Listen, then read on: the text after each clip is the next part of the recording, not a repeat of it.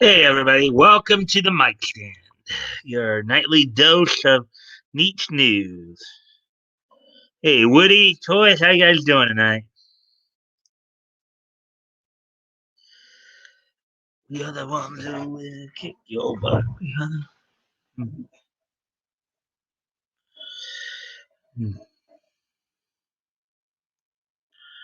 So how'd your day go today, guys?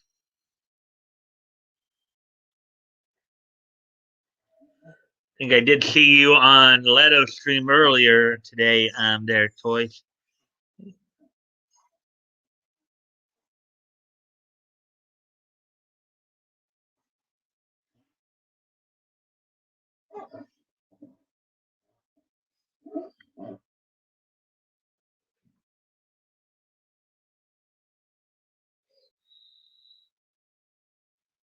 Where's Mr. Go? Well, he'll probably be in here. And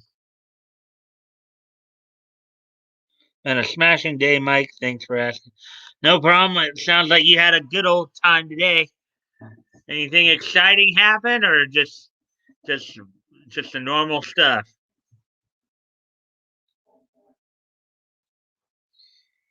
Oh my, it's only Thursday. Yeah. Oh, did you think it was Friday? Is that why you were asking about Batgoat? Yeah, that's tomorrow, Woody. Don't worry, we'll get in. We'll have fun tomorrow too with the historical comic retrospect, and then I think Batgoat will probably also show us his little entree into the world of comics. Thought it was Friday. It's good to be retired. Yeah, I kind of lose track of the days there sometimes. How there, Woody? Just the normal stuff. Yeah.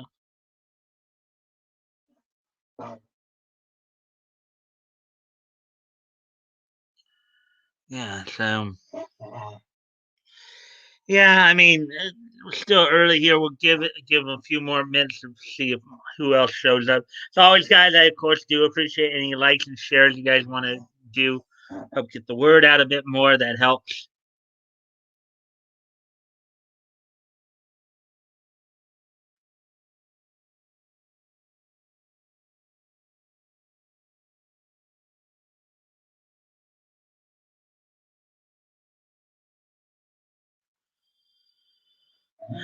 All right. It looks like we do have a few likes and shares. That's good.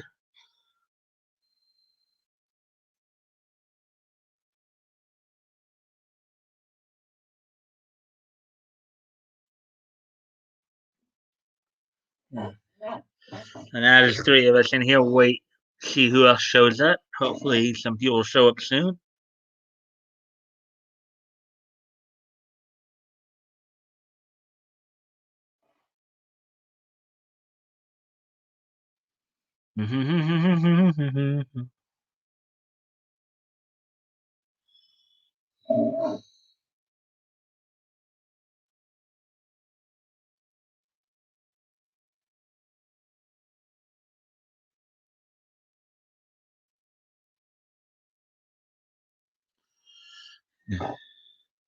So yeah, I think Nick decided to have a chill stream last night. I guess after having the three previous nights of dealing with that Ray Gordon character.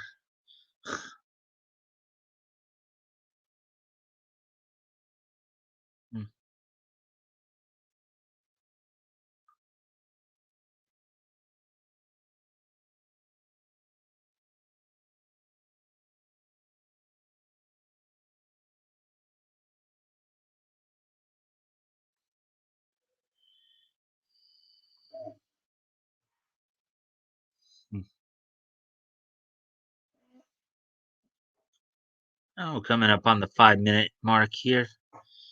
Three of us. So wait a few more minutes here. See who else might show up.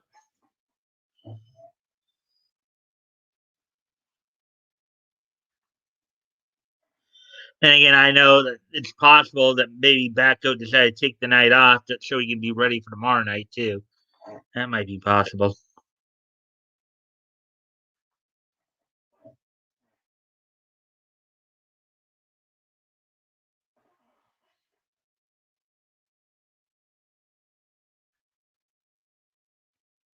I don't know why, but I've noticed I enjoy Nick's legal briefs more than his chill stream. There he is. There's Batgoat. Hey, Batgoat. Hey, Batgoat. Batgoat. Da da da da da da da da da da. Batgoat. Da da da da da da da da da da. Batgoat. Da da da da da da da da. Batgoat. Da da da da da da da. Batgoat. Batgoat. Batgoat. Da da da da da da da da da da. What would Woody do back in '62? Driving fancy cars, drinking in the bars, playing all the games, picking up the dames. What would Woody do? What would Woody do? Action! Toys! Channel! Action! Toys! Channel! Action! Toys! Channel!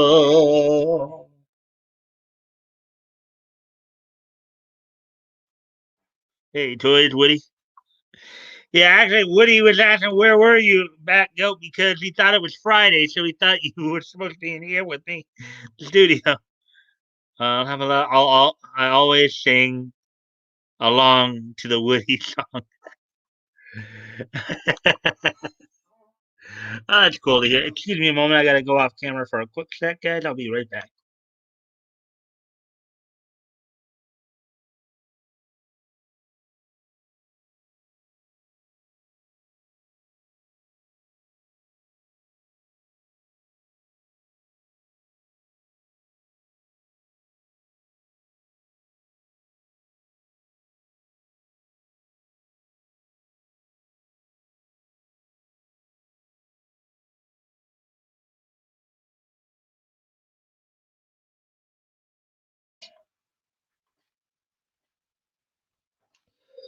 Okay, let's see. Anyway, so we're coming up on 8 minutes here.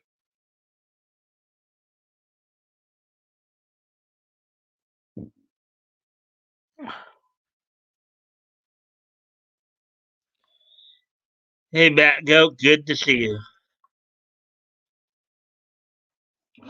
Just between you and me, I got something to say. Gotta get it straight before the sun goes down. Measure needs to be made to freedom.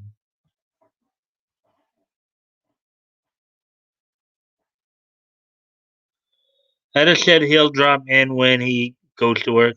Yeah, he always does. I know. Remember back when I was there this morning, I went in to say hi. You know, kind of figured I would there.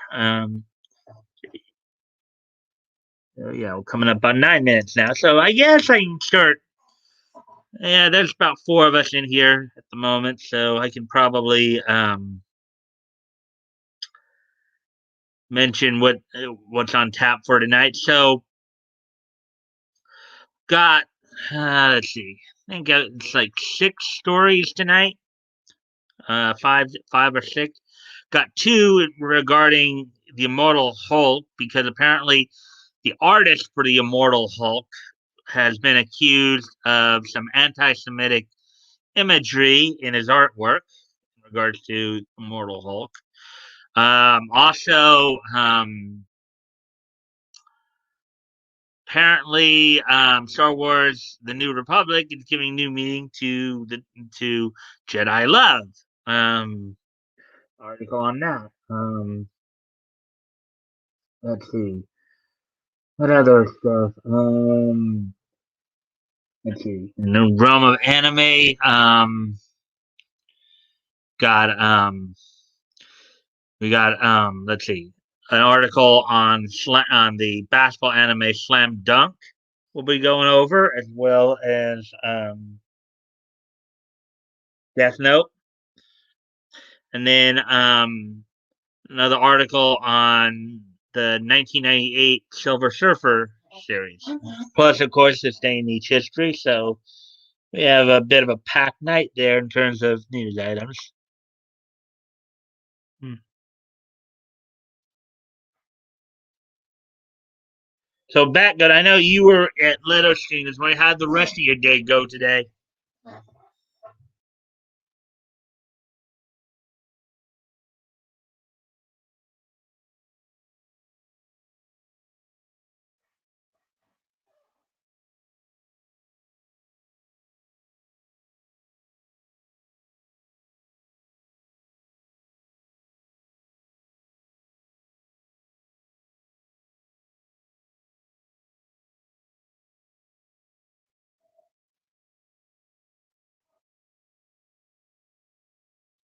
I'll be getting started pretty soon here.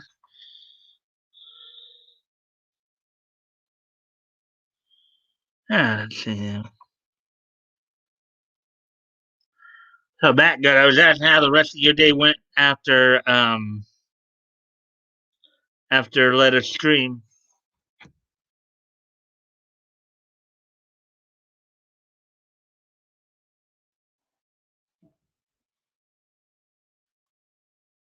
Good. It snowed a bit here. Very cold, about 9 right now. Um, Tomorrow it's supposed to be 4, and yeah, wow. So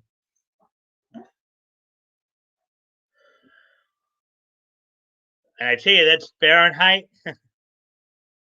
Numbers are Fahrenheit.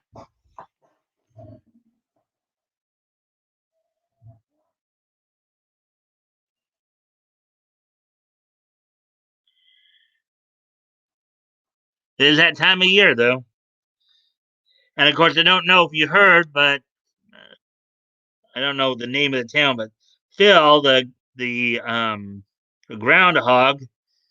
Apparently, according to him, there's going to be 6 more weeks of winter. So,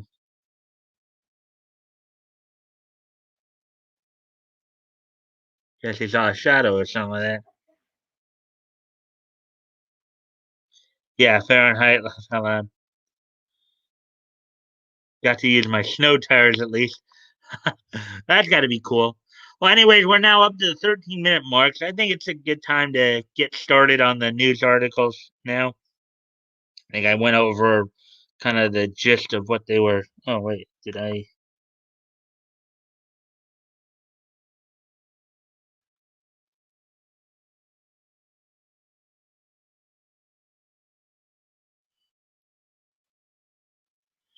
I was a little thrown off here because I guess they got a new way to feature it now on here. The share screen.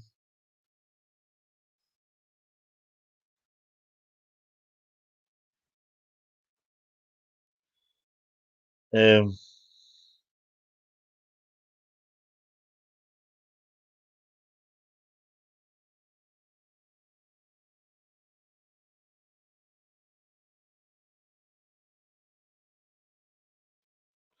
that little rodent bastard.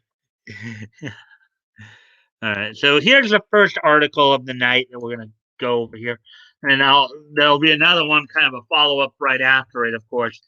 So, Immortal Hulk artist accused of anti Semitic um, imagery in issue number 43.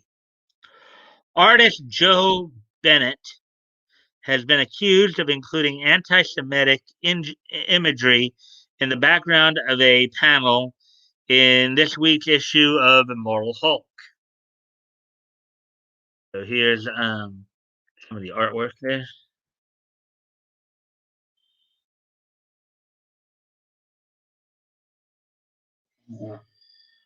Oh. Content warning: this piece features comic book panels containing apparent anti-Semitic imagery, which why would they? The title already told us that. But, update: this article has been edited to include a statement from Joe Bennett and Marvel Comics, and there's a follow-up article here terms of his response too. But anyways, um, artist Joe Bennett is being accused of putting anti-Semitic imagery into Immortal Hulk number 43, which hit stores this week. The issue features the Gray Hulk, Joe Fixit, in control of Bruce Banner's body. Fixit, as Banner, is a con artist grifting his way through New York City, who finds himself unable to avoid stepping into a fight when he sees a black teen being assaulted by police officers. Oh boy. During one of his scams, Joe, as Banner, buys some jewelry with a stolen credit card to pawn it later. In the panel where he purchases the jewelry, we see the name of the store written in reverse as it's seen through the window. Is Cronenberg's jewelry,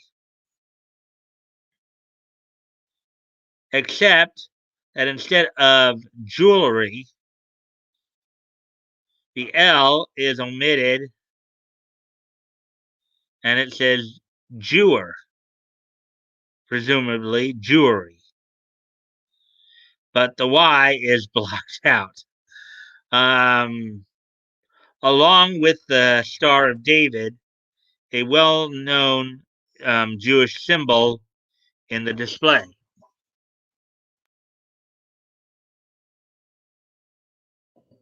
Okay, let's see. And the diamond necklace at 1,300 plus tax. That one ain't for my wife. You know how it is, right, sweetheart? Hey, you doing anything later?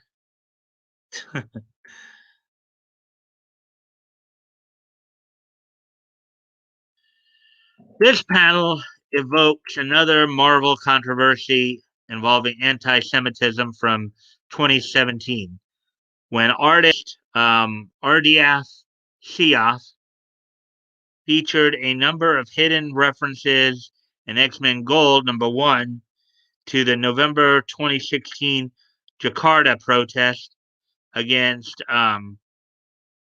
Bashki Jahaja Purnama, a Chinese Christian governor of Jakarta. Purnama drew controversy after suggesting that his political opponents were trying to discourage citizens from voting for him by citing verse 51 of the 5th chapter of the Quran out of context.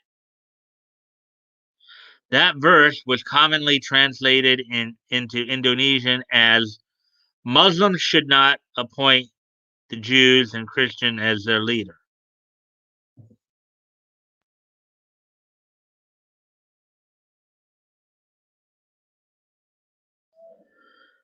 Shias then included numerous references to the verse, which is also identified as Quran Surah 551 or QS 551. Shias had Colossus of the X-Men wear a shirt with QS 551 on it. Oh, okay. Kind of like Steve Austin with the Austin 316.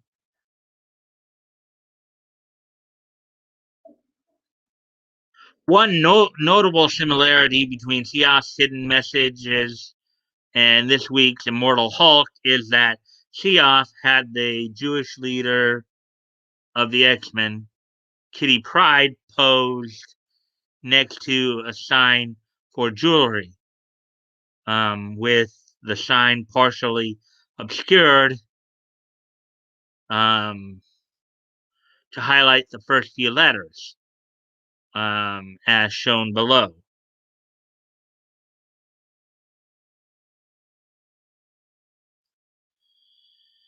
Okay.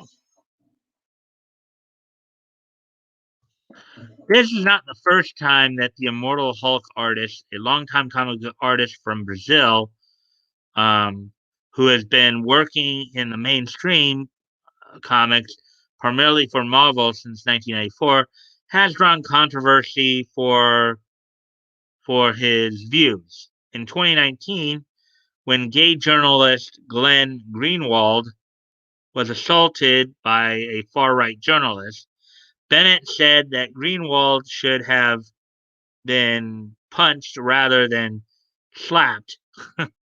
Bennett apologized and deleted his comment. What you guys are saying this far in all this?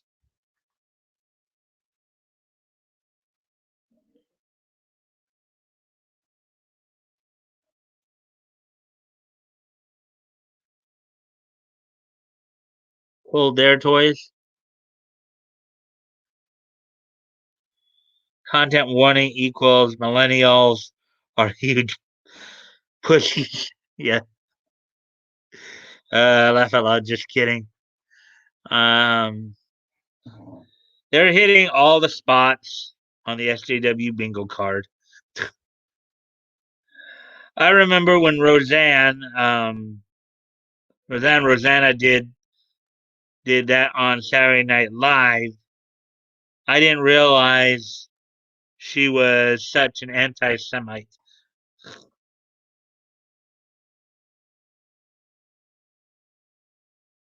They've really lowered the bar. Hmm.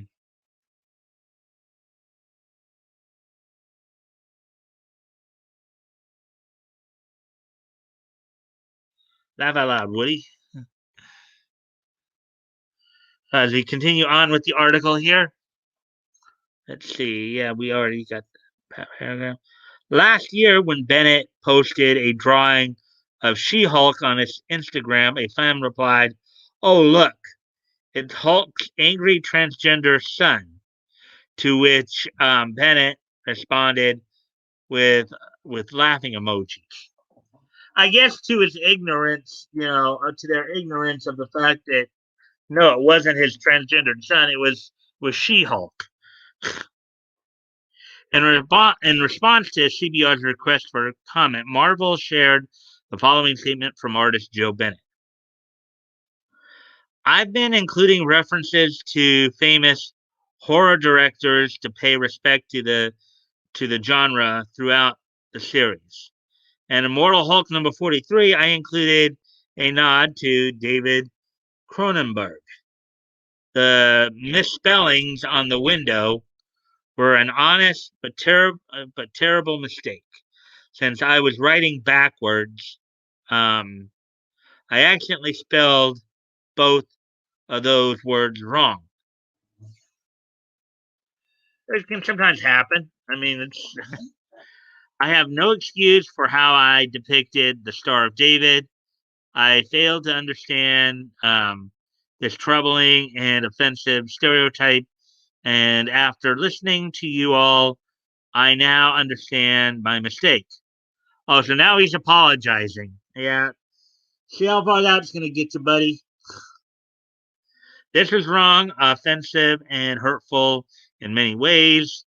Um, this is a mistake I must own, and I am sorry to everyone that I hurt by this. Um,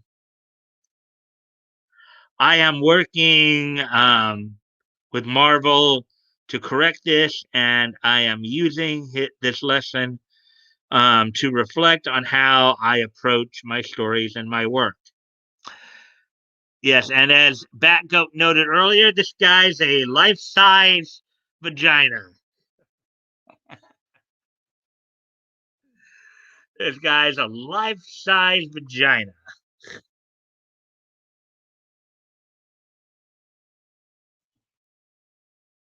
I watched an EBS video on this.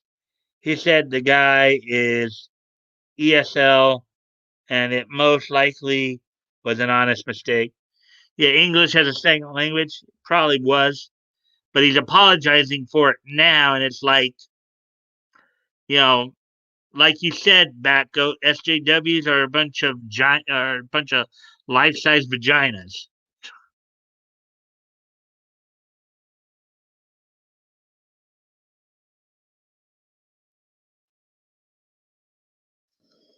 A Marvel representative followed Bennett's statements by noting the company fully acknowledged this mistake and was missed on our side as well. Marvel also confirmed all art in digital releases, future paintings, and collections containing Immortal Hulk number 43 will be corrected. So there you go. There's the first article of the night,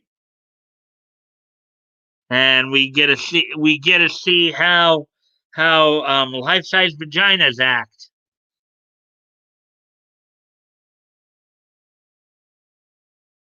Yeah, they're gonna fry him. Mm-hmm.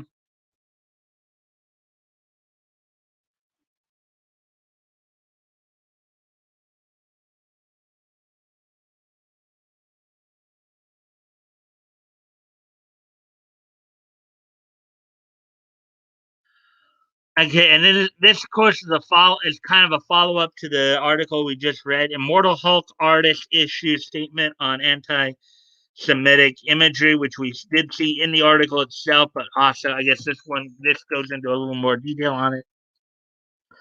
Immortal Hulk artist Joe Bennett responded to the criticism over the anti-Semitic imagery found in his art for the comic. Immortal Hulk artist Joe Bennett has responded to criticism over some anti-Semitic imagery hidden in the latest issue of Immortal Hulk, apologizing for a mistake that he said was wrong, offensive, and hurtful in many ways. Um, Adding that he will work with Marvel in correcting the error in judgment. Translation. Translation. I'm a giant. I'm a life-size vagina. So beat me down. So beat me down. Cause I'm a giant vagina. I'm a giant vagina. I'm a giant vagina. Anyways.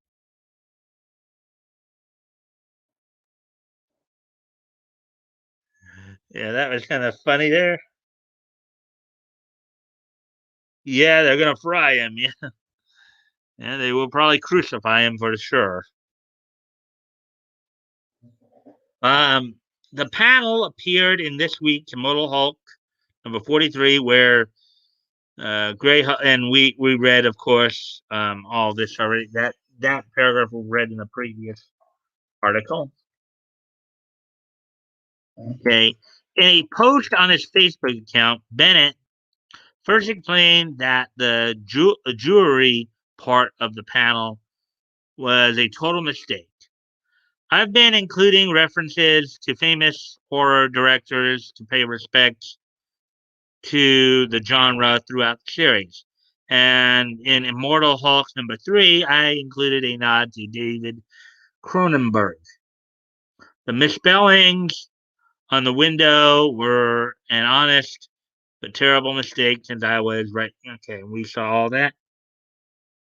As noted earlier, Bennett did misspell Cronenberg as well. Immortal Hulk has frequently featured homage in the comic with another store in that same issue named after Marvel great Jim Starlin.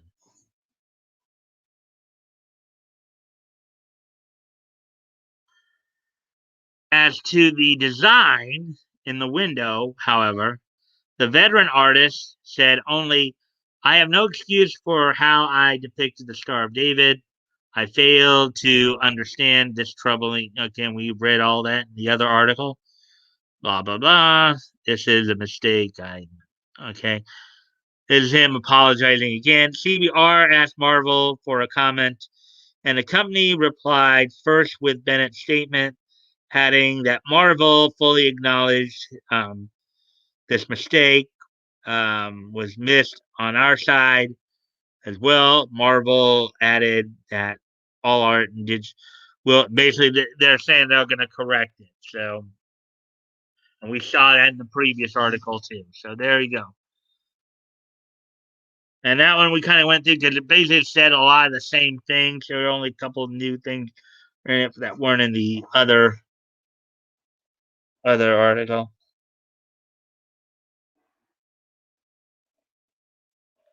Let's see.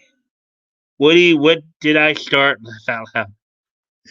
Uh, I created a giant vagina monster.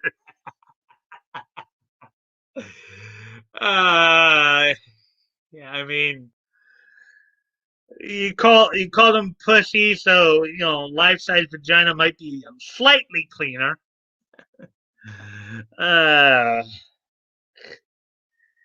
anyways, I'll be right back. I gotta go off camera here for a moment. I'll be right back.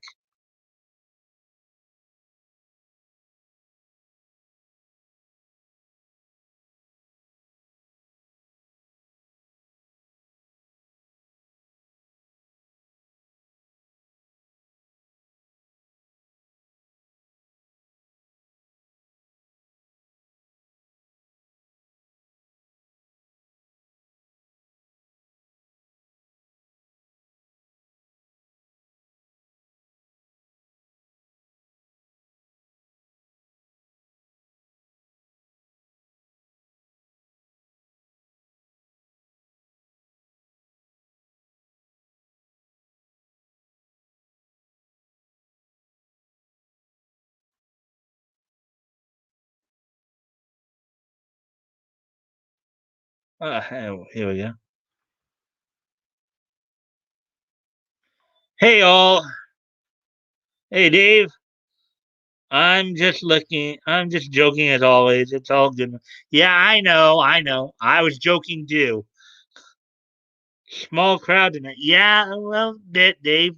Um, but a lot of our regulars are here. ATC, Woody, Batgoat. Now you just came in. Leto, and Anon will probably be here in a while. So kind of up to like about seven or eight regulars, I think. Yeah, Solid's not here either. Dave, just me and Woody. Um, right now, I think ATC might be lurking. How you? Wait, someone else may have just joined too. For a brief moment, they did because I did see that we did have a fourth person.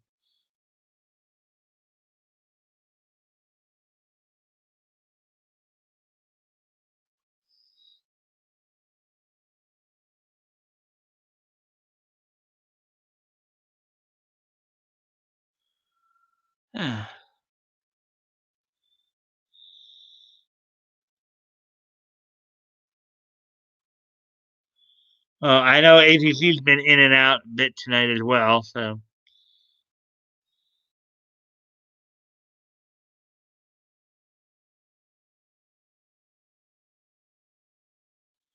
about loud.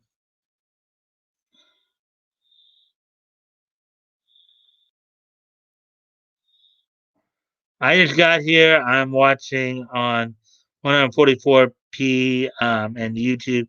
Still forces a near 2 minute buffer. C'est la vie. Nope, my bad. Oh, ouch. So right now it's of course ATC, Batgo, Woody, myself, and Dave Mark. So I think we got five of us in here right now.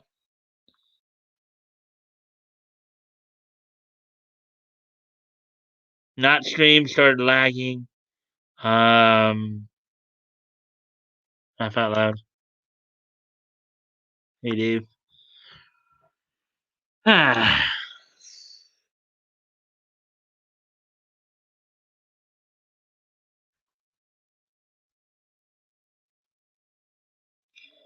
Good news, good crew, rock on.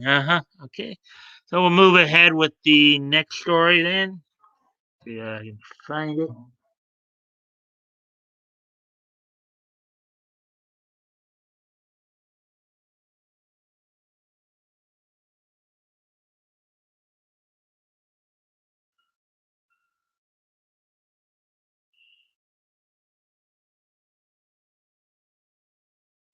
Damn, okay, I think I gotta go back.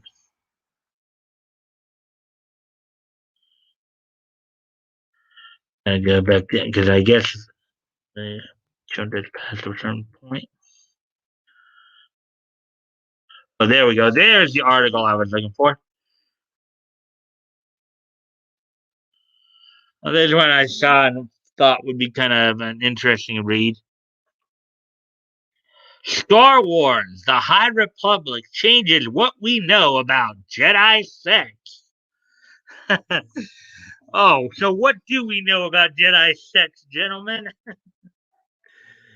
Ah, in Claudia Gray's new Star Wars: The High Republic novel, Into the Dark, the subject of the Jedi's views on intimacy is given intriguing new context.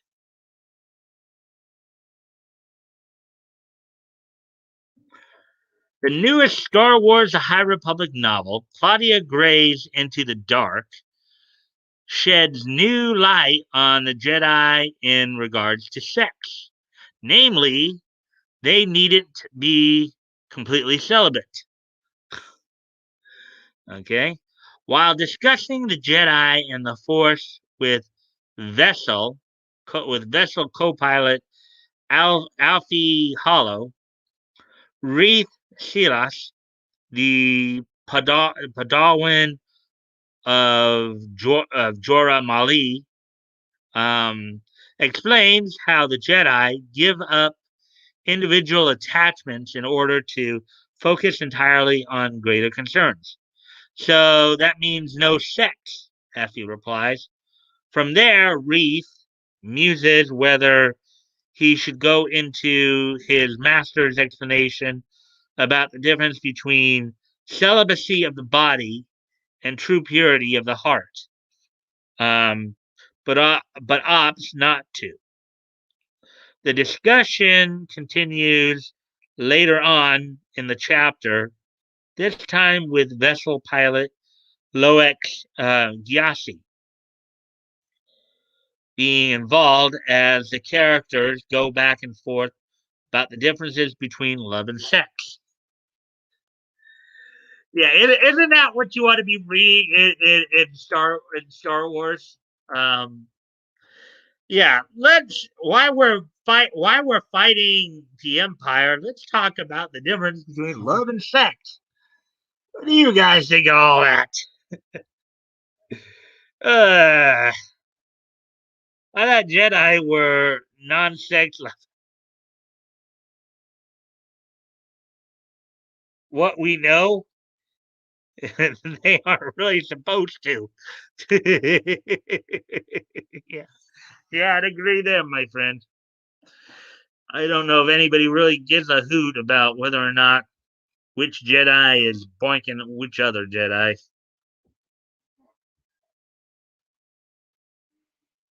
Developing personal worldly attachments like a romantic relationship means you can give yourself fully to the living force and be guided by its will. Dude, Luke kissed his sister. Okay, that's something I didn't know. Don't know if I really needed to know or wanted to know, but hey, whatever.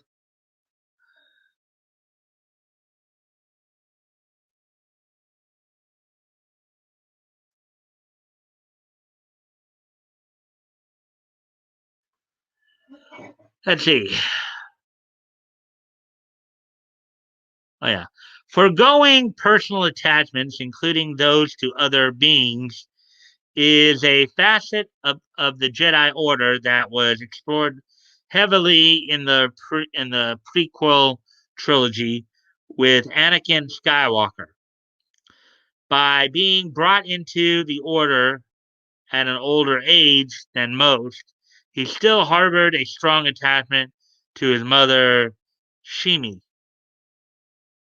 um, which ultimately fueled his rage against the Tuscan Raiders um, when she was killed in Attack of the Clones.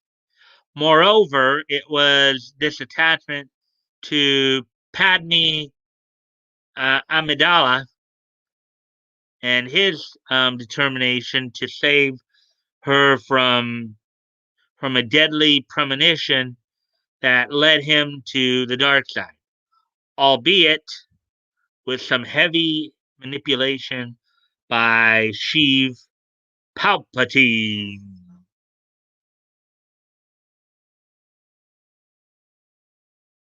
Sheev Pooperbean. Ah, this is the first time Gray has explored the Jedi and sex. In her 2019 novel, Master and Apprentice, we're introduced to Rael Avaros, another one of former Jedi Master Dooku's proteges, who was trained by the eventual Sith Lord before Qui-Gon Jinn.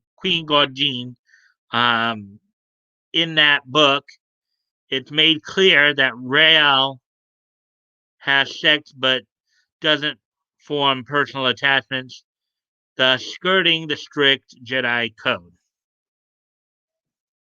Star Wars The High Republic Into the Dark by Claudia Gray is now on sale.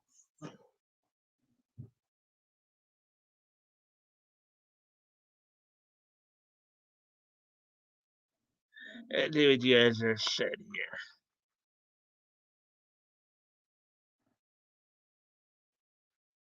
And then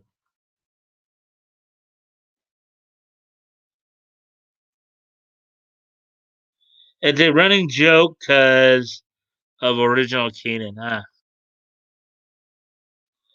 I'm with Darth Kriya, though. Um, the Force is an abhorrent thing that seeks to control the destinies of the living. The galaxy would be more equal and just place without it.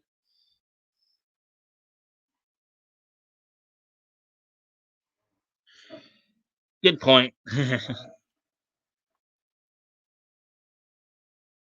Keo was right. At hashtag Keo was right. Hui Jean, try that. Hui Jean. Hey, hey, hey. It's Fred Albert, and I'm gonna sing a song for you. Everyone knows you'll be it too. Qui Gon Jean. Anyways, we now now that's it for the. Oops, didn't really want to do that. Oopsie, oopsie, oopsie, oopsie, oopsie, oopsie. Now moving on to the next story we're gonna look at. Bow, bow, bow, bow, bow, bow. Hey, hey, hey, it's Fred Albert. I'm gonna sing a song for you.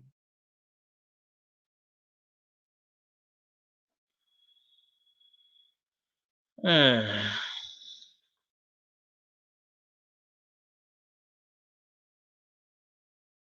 a French John has a French name, like Jean Luc. Qui like why gone like gone, and gin like the liquor. Uh, oh, why gone liquor or why gone gin? Sipping on gin and juice, laid back. Got my mind on my money and my money on my mind. Let's see, we're at the 46-minute mark, so we're making good time at least. Got ourselves some good laughs at some of this stuff. Okay, Death Note, the first arc's 5 most shocking twists. That's the next article we'll look at here. Death Note was a psychological crime thriller with wild twists, and its first arc contained some of the most shocking of all. Do do do do. There's Ryuk and Light right there. Death Note stood out as the rare Shonen Jump series not focused on training montages, overpowered fights, or the power of friendship. Instead, it's a psychological crime thriller that asks dark and challenging questions about crime, law, justice, and morality, while plots twist kept the story gripping from start to finish.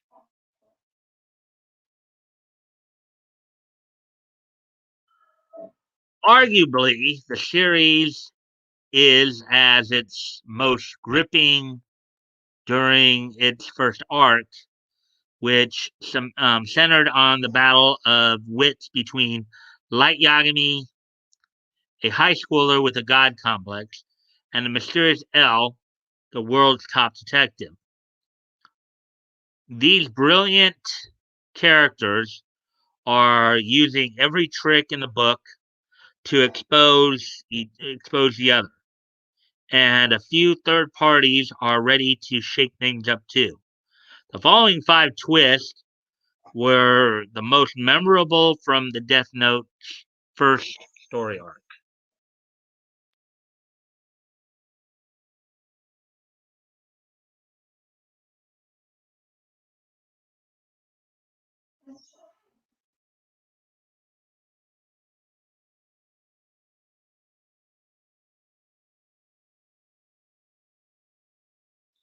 Yeah, Gone is better.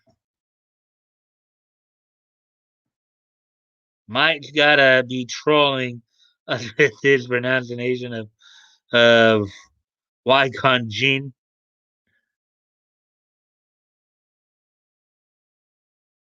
It's been a while since I last saw the word, Dave, so you mean only arc. Laugh out loud.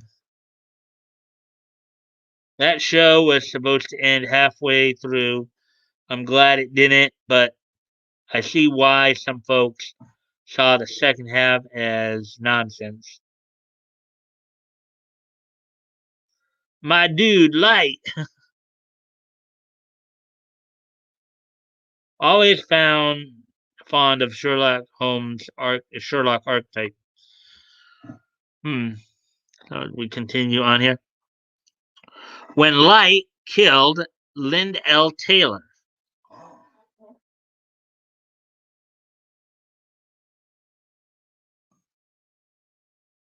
This was the first trick L used to try and find Kira. Um, the detective needed this trick to confirm whether Kira really was a singular entity at all.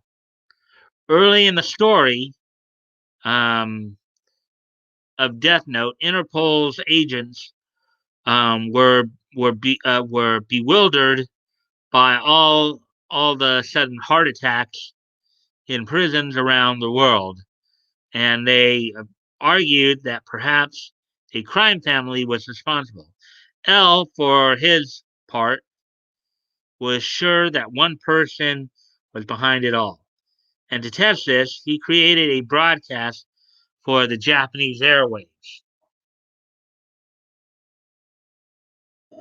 A condemned criminal named Lind L. Taylor took the real L's place on the announcement, baiting out Kira with threats and taunts.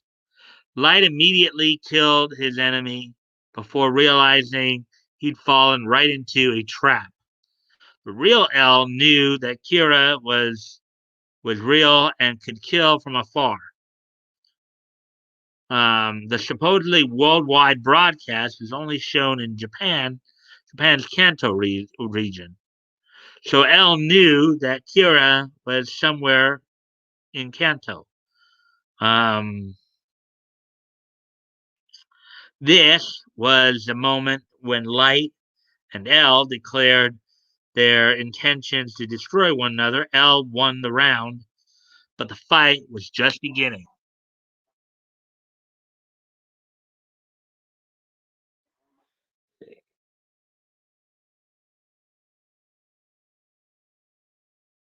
Oh yeah, we some of that. Okay, so continuing on then here.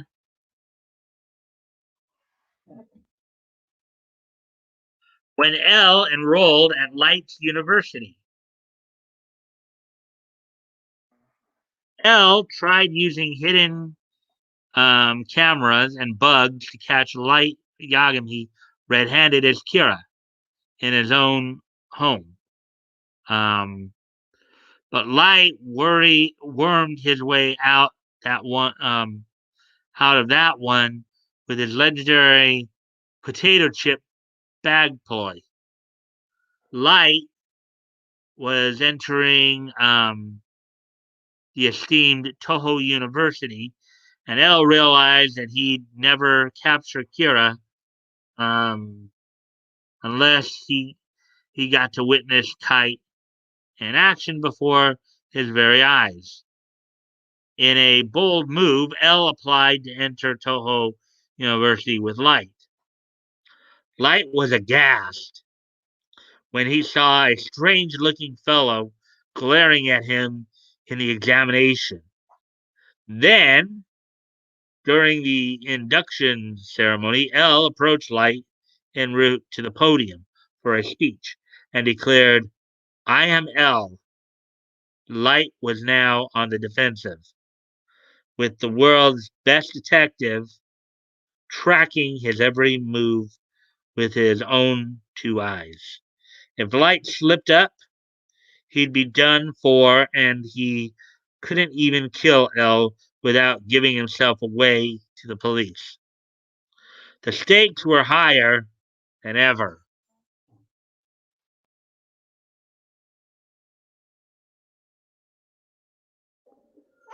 When Misha emerged as the second Kira,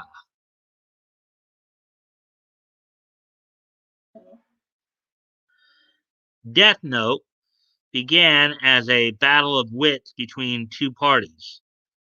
But when but then a wild card appeared. A new Kira, alarming claiming to be the original. This new Kira caught L's and Light's attention at once, and both chased after the new Kira. In a shocking twist, the new Kira, Misa Amane, um, found Light first.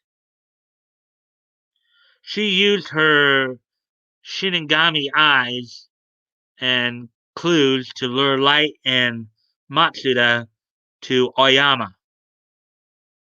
And Misa zeroed in on Light since he didn't have a visible lifespan over his head.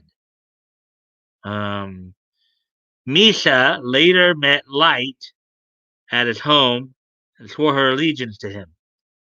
Shinigami eyes and all. The battle of wits was two versus one, and L was backed into a corner.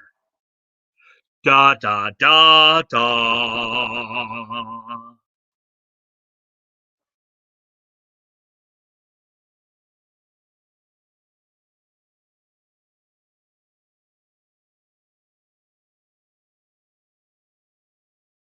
Solid here. Solid. Solid as a rock. That's why we had it. Solid. Solid as a rock. Really did not care for her. Solid. I'm up to 5 people now. Yay, 5 people.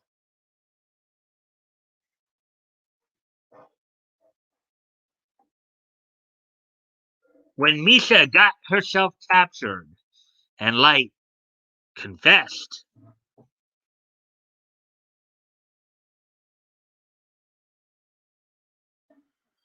Misha was cleverer than her yandere personality would suggest.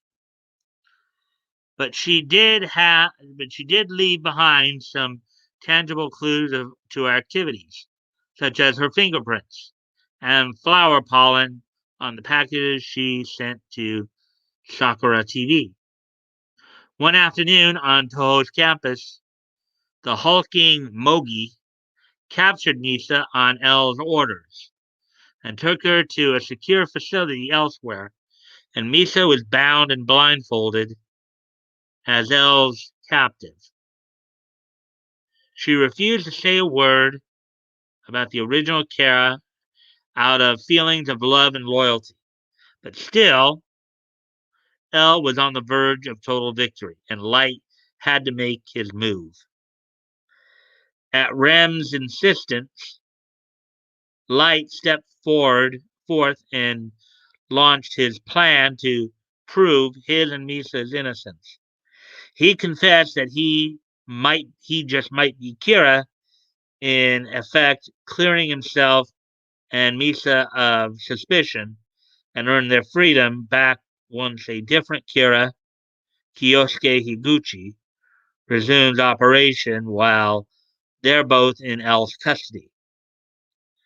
If this plan didn't work out, Misa would have never seen the light of day again, and Ren would have would have to kill Light if that happened.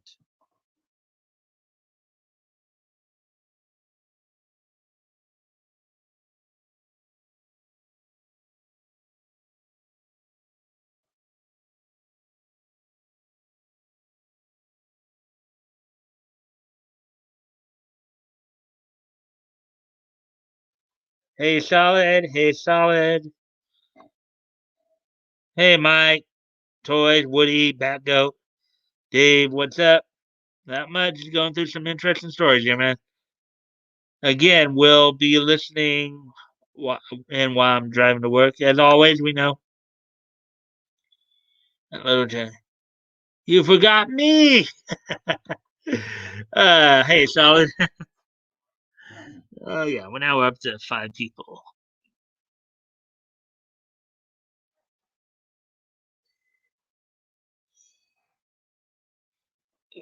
Anyways.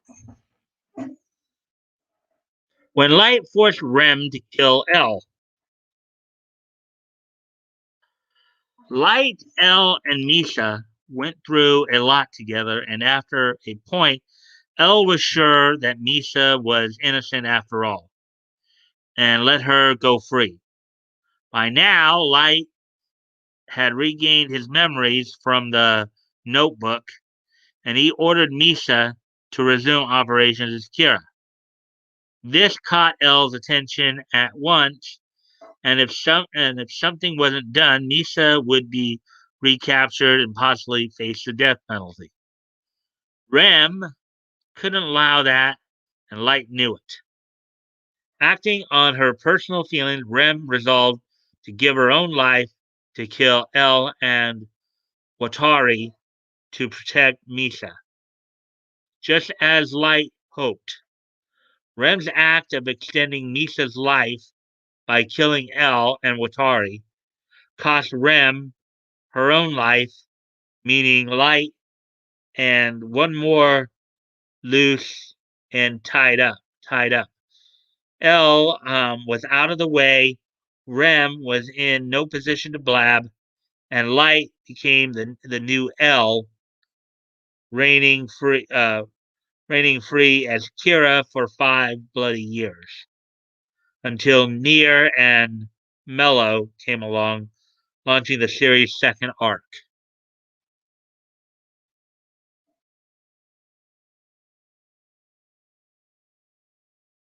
Oh, there you go with that one.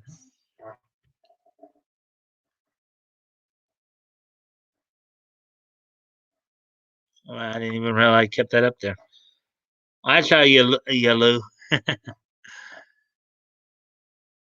We're just past the hour mark, so making good time there.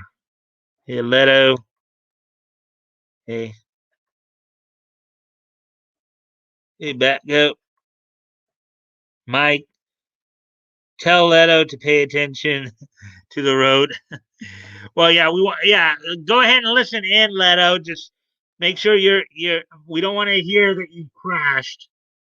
Considering you've been doing this for a while, I'm sure you'll be fine. Laugh out loud. Um, yeah, so that's it for that story. So we got one other anime story to look at here. If I can find it.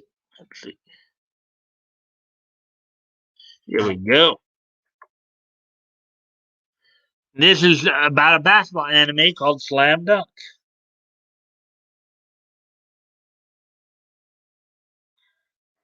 The moment Light killed his dad was end of his possible good ending. Hey, Leto.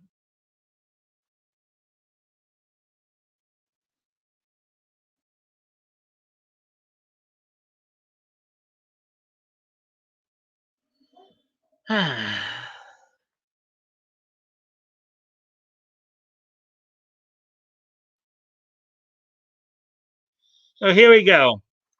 How Slam Dunk became such a beloved sports anime. Many anime fall into obscurity, but Slam Dunk is one of the rare series still beloved and talked about 25 years since its finale. A basketball anime. Many anime fall into obscurity after their first airing, but Slam Dunk is one of the rare series still beloved, talked about 25 years since its finale. This was evidenced by the recent announcement of a new Slam Dunk anime film, which sent fans into a frenzy of excitement, an impressive feat of such an old series.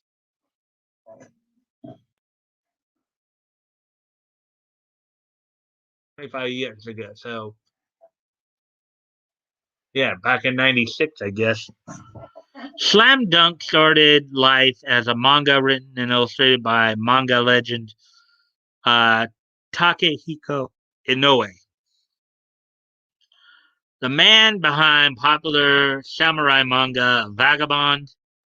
Um, the series was serialized in Weekly Shonen Jump from 1993 to 1996, spanning a 101 episode anime from Toei Animation, four animated films, and a load of video games for both consoles and arcades.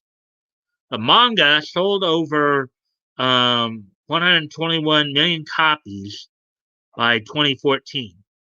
For a while, volumes 21 through 23 held the record for the largest initial print runs for any manga with 2.5 million copies each. One Piece Volume 24 broke the record in 2002.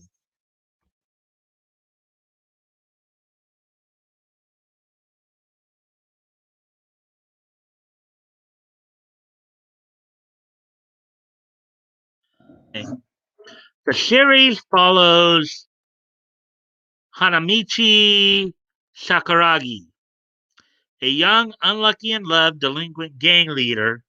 When he joins a new high school, he meets the girl of his dreams, Haruko Akagi. Haruko introduces Sakuragi to the school's basketball team, thinking that it would be a good fit for him. Sakuragi disagrees at first, but is convinced to attend practice a few times and displays a natural aptitude for the sport. This leads to Sakuragi and his team of misfits competing in tournaments all around Japan. Yeah, there's another interesting basketball anime that I'm rewatching right now. Dear Boys, it's actually pretty good too. That one came out a little later. That one came out in 2003. So, but anyways, the series has been praised for capturing the passion and artistry basketball while still being realistic. Unlike series like Captain Tsubasa that give their players over the top mega moves. Captain Tsubasa was a soccer anime. Um, the plays in Slam Dunk are always grounded in reality.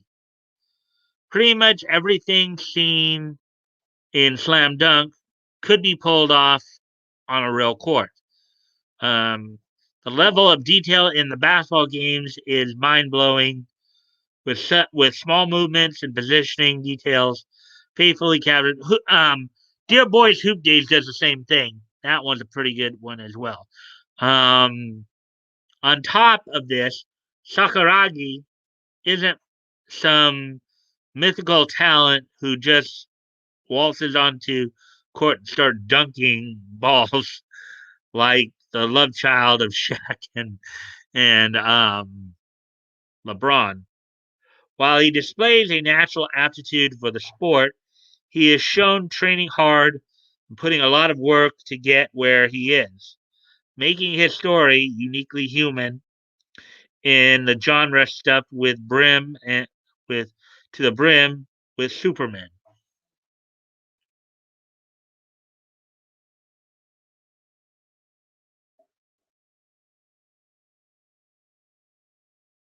Akahiko Inoue is a fan of basketball and played the sport when he was younger. Much like Sakuragi, Inoue started playing to impress girls, found himself falling in love with the sport. The love and passion radiate off the page, and you can't help but be carried away by Inoue's enthusiasm. This passion also helps make the series even more realistic. Inoue um, understands the small details of the game and sheer amount of work it takes to be a good basketball player.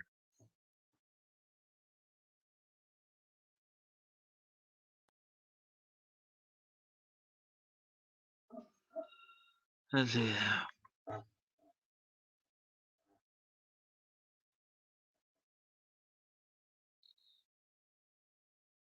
Yellow Flash hates Slam Dunk.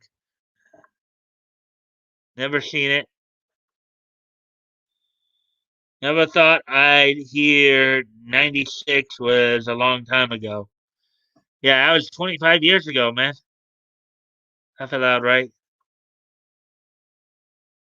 I'd rather watch a boxing anime. Well, okay. Well, if you like boxing anime, I know of one. Let's see, Hajime no Ippo. I don't know if you've ever heard of that one, AGC, but that one's a pretty good one. You might want to check out Hajime no Ippo. I think it's translated as fighting spirit.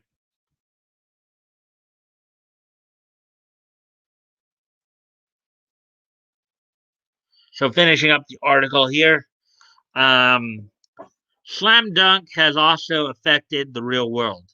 Since 2006, the Slam Dunk Scholarship has been giving out athletic scholarships to Japanese teams. The series also massively boosted the popularity of basketball in China, or I'm sorry, in Japan. Due to this, Inoue was given a special award by the Japan Basketball Association for helping to popularize the sport. The series is so popular that when COVID-19 prevented the basketball season from starting, the Taiwanese sports network Elta TV decided to replace its usual basketball coverage with reruns of Slam Dunk. Um, Slam Dunk isn't just a basketball anime, it is the basketball anime. Nothing else has come close to capturing the drama and feel of this class. Um, I don't know. I've never seen Slam Dunk myself, but I would say the one I watch, which is Dear Boy slash Hoop Days, that one might give it a run for its money. Easy to understand why fans are excited for more even after all these years. Hopefully, the new film lives up to the hype and successfully introduces new fans to the original classic.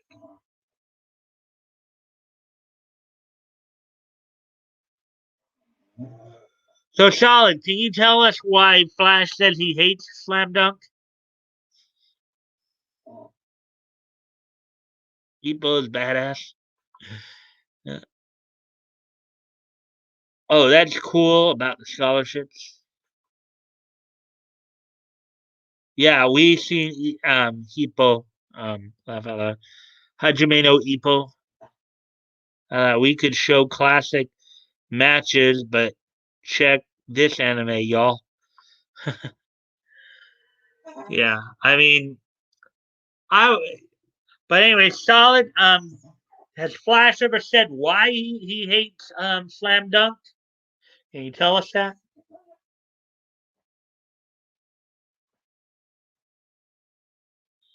He just does. He just doesn't laugh out loud. Okay, so he doesn't have any particular reason. He just not his thing, I guess, huh?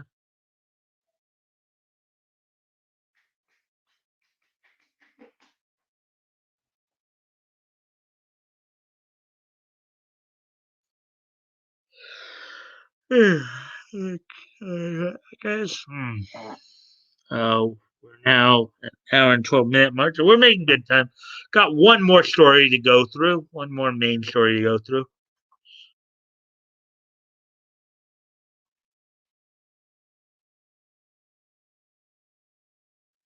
Kind of in the TV section here. Mana mana di mana da da da da die. Everyone.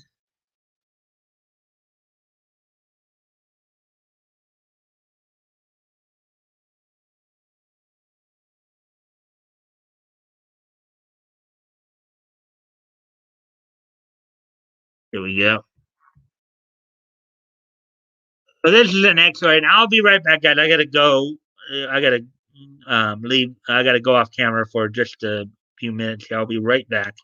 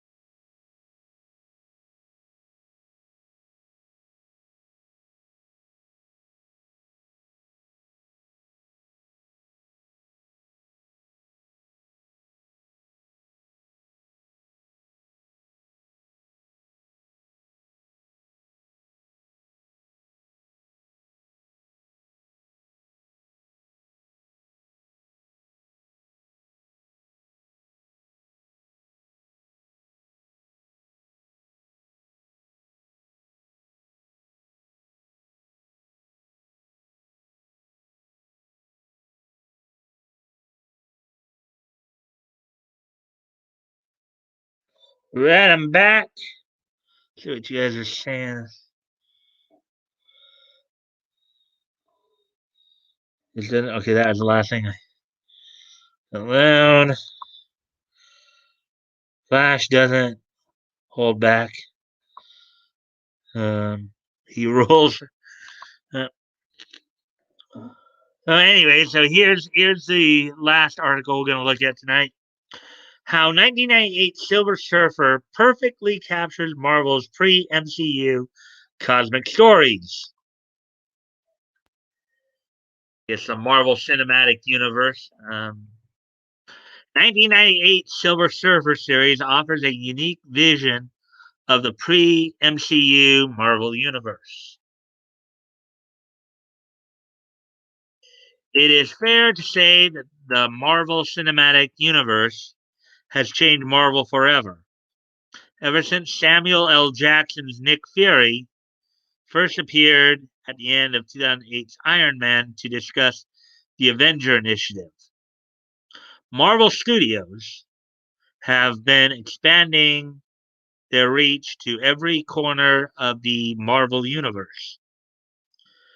While many of the early MCU films didn't stray too far from the source material, the franchise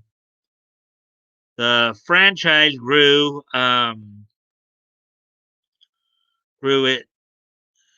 it got bolder in reinventing characters and stories for a new audience. Following the phenomenal success of the MCU, these new iterations of classic characters have often gone on to influence the character's appearance in other media, leaving the original incarnations of some of Marvel's more niche characters to fade into obscurity. One small glimpse of the pre-MCU Marvel Universe survives in the form of 1988's animated Silver Surfer series.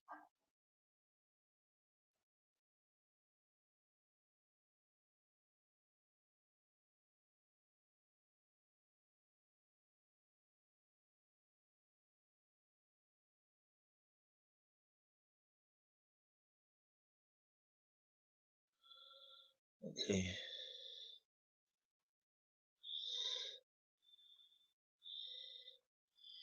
Okay, so got that. Following the adventures of the infamous Herald of Galactus, the series was a tour de force for the Marvel's cosmic realm. This side of the Marvel Universe has undergone some of the heaviest changes in recent years, due in no small part to James Gunn's Guardians of the Galaxy, which gave the C-list makeover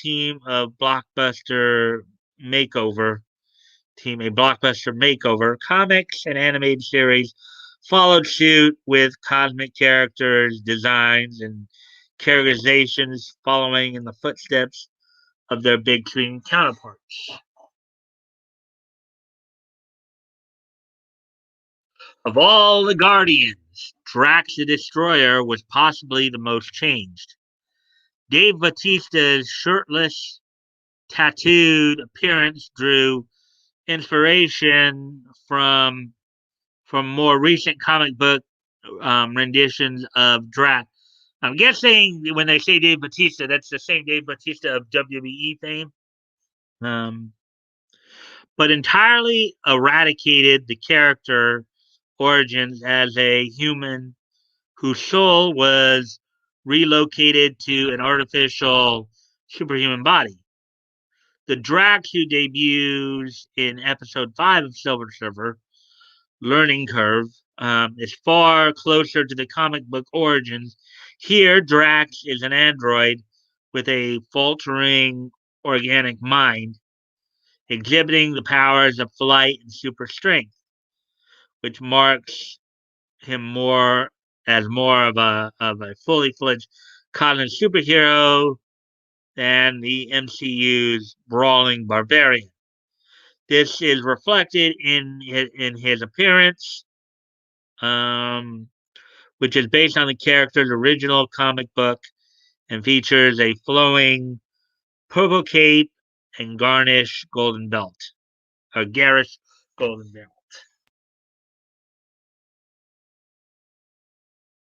guess that's what the costume is supposed to look like they're talking about.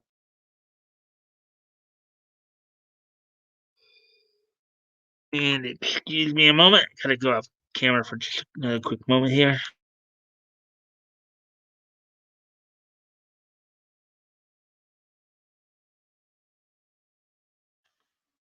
All right, I'm back. Let's see.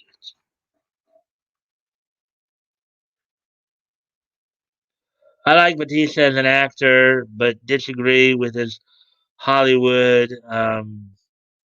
mandated political views. Oh well.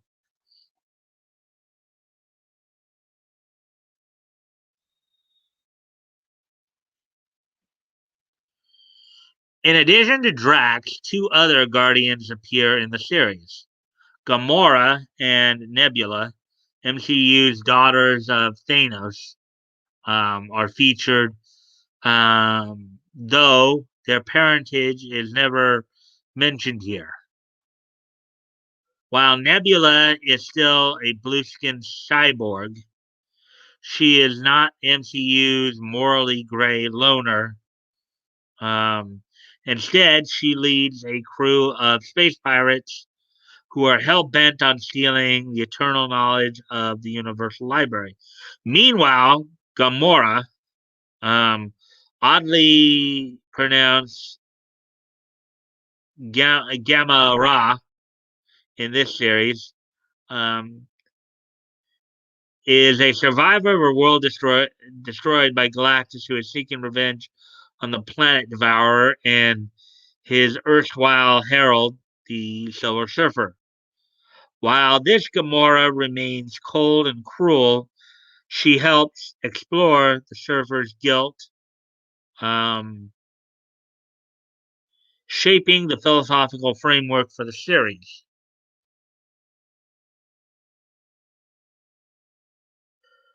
When Gunn revised these characters to create his Guardian story about a team of lovable rogues, their Silver Surfer adaptations are fairer reflections of the vengeful marauders originally seen in Marvel's comics, cosmic melodramas of the 60s and 70s.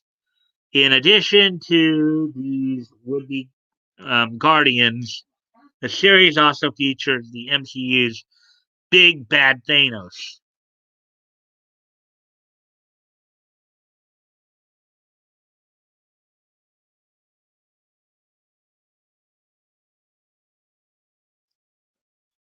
Okay.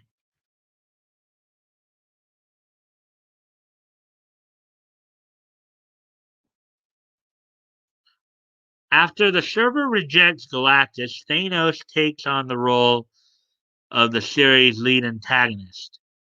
Um, though without the famed Infinity Gauntlet, um, he is, however, driven by the same desire that motivated his cosmic massacre in the Infinity Gauntlet comics. This Thanos does not seek to restore balance to the universe, as MCU's version does an Infinity War, but rather to win the affection of Lady Chaos, a censor-friendly reimagining of the comic's Mistress Death. While her origins are never revealed, Lady Chaos is encased in stone, and Thanos believes he can reanimate her um, through chaos and destruction. His master plan involves using primitive cosmic energies to reverse time and reality itself. And reality itself is extinguished. The MCU's Thanos may be a deeply misguided despot, but the Silver Surfer version truly earns the title of Mad Titan.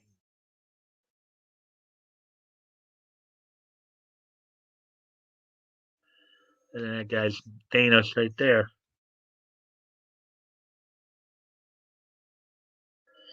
In addition to its forgotten interpretations of non familiar characters, the show differed in its overall tone from much of modern Marvel. Um, Following in the footsteps of Surfer's heavy metaphysical musings in the comics, the series was less focused on battles of good and evil and more concerned with the philosophical questioning of the cosmos. His series version of Ego, the Living Planet, is not a monster, but a desperate loner. Um, his sense of morality is warped by eons spent as the only one of its kind. Adam Warlock and Beta Ray Bill are each forced to choose between living a lie or facing a bitter reality. Stan Lee always said he had used the Silver Surfer as a philosophical mouthpiece to explore his own thoughts on larger issues. And this series, with its Jack Kirby inspired visuals, is truly an ode to the cosmic morality tales of another era's Marvel universe. Oh, there you go. There's the so that's all of the main stories tonight, guys.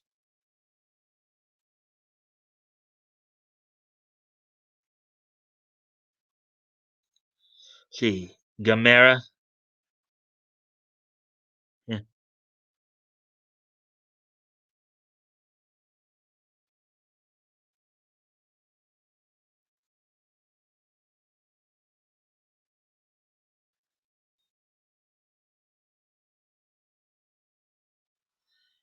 All right, so we're coming up on an hour and a half now, guys. How y'all doing?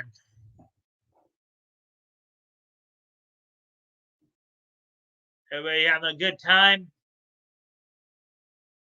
Don't forget tomorrow night.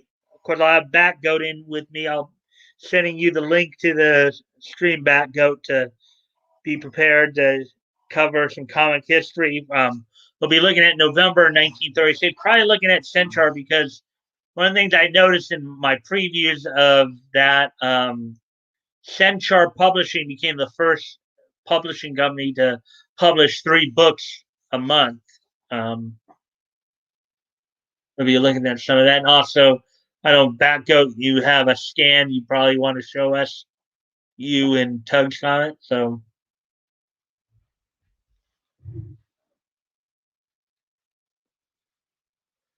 let's see.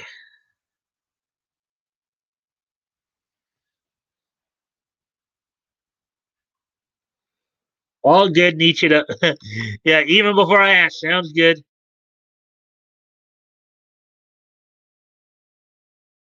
A flu medication made me very sleepy. Let's hear some history. All right, so I guess it's time again. So today being Thursday, February the 4th, let's take a look back on this day in each history. This being Thursday, February 4th, 2021. Let's take a look back on this day in each history. Let me just review some things here. 2006, 2016, and 2015. Okay, so good to go there then.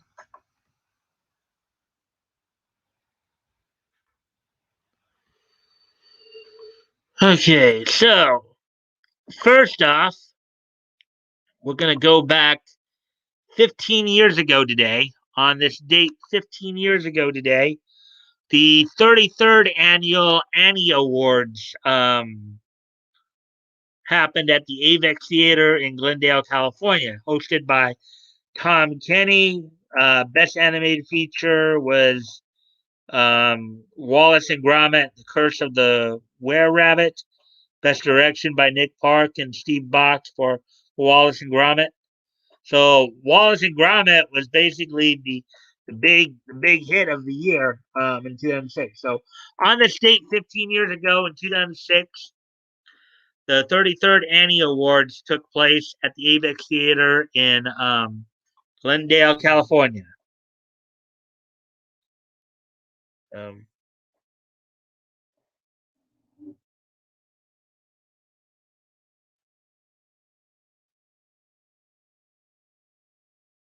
get some sleep. Okay, so with that being said, now moving on to um, the next piece of niche is there. On this date in 2015, the fifth issue of Birthright from Image Comics went on sale on newsstands. It was 28 pages and you could get it for $2.99. So on this date in 2000, and that series is still going on. The fifth issue of Birthright from Image Comics went on sale on this date in 2015. So,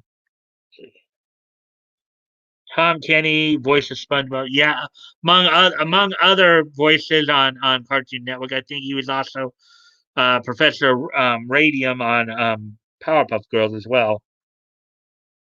Cool.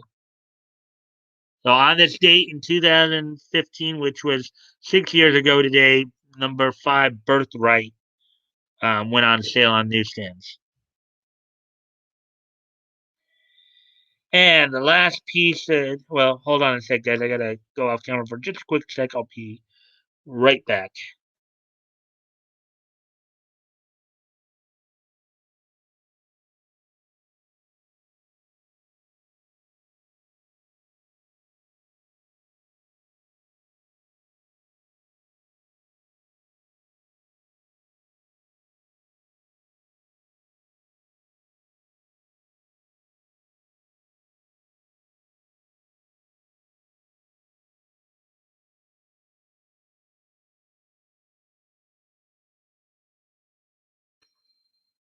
All right, I'm back. Let's see. Done a lot of cartoon work. Used to be stand-up comic in the '80s. It's he's about my age. Yeah, I know. I know he's been around for a while. He's been around since I think he's been doing voices since around the late '90s. So he's been around for quite a bit. Um, wow, it says we're only down to 2 people now. Hey, yeesh. Anyway, so with one last piece of niche history here, let's take a look at this. A bit of a sad note. So on this date, 5 years ago today, 2016,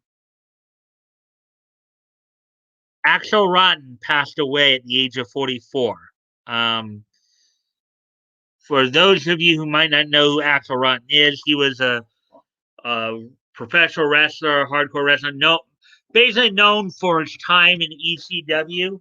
At first, with his kayfabe brother Ian Rotten as Bad Breed, and then eventually he would go on to tag up with Balls Mahoney. Um, he's basically known as another one of um, I think he would also go on to be one of the lead guys and promoters in IWA Mid South there for a while too. But anyways, on this 5 years ago today, Axel Rotten would pass away at the age of 44. Former ECW wrestler and star. So that's all that we got for the niche history tonight.